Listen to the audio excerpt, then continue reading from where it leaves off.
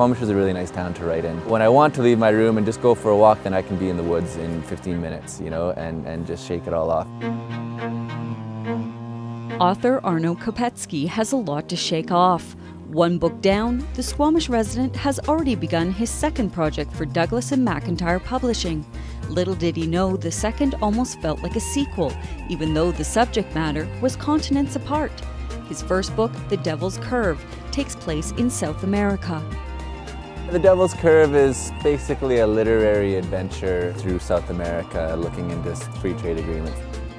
So it has that political backdrop, and then pretty quickly it becomes an adventure story about me learning about tribes in the Amazon and displaced peoples living on the margins of Medellin, Colombia. One of those places was Comuna 13.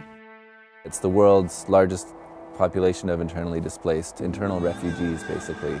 And these are people who have been kicked off the countryside at the point of a gun, almost always to make room for resource development. So wherever there's gold, wherever there's oil, wherever there's fertile land for palm plantations, international companies have come in, but before they come in, the Colombian army has taken it upon itself to clear the peasants out of the countryside. And where do they go? They end up in these slums on the outskirts of cities. As Arno contemplated The Devil's Curve, during his writing process, news of the proposed Northern Gateway pipeline floated downstream, and his second book, The Oil Man and the Sea, pushed off via sailboat along British Columbia's coast.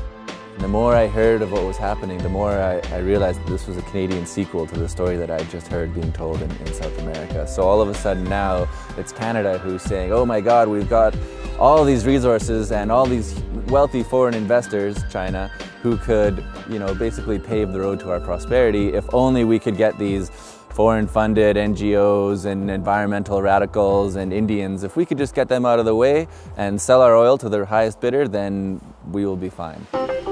It was really as though the president of Peru and Colombia had moved to Ottawa and started whispering in Stephen Harper's ear.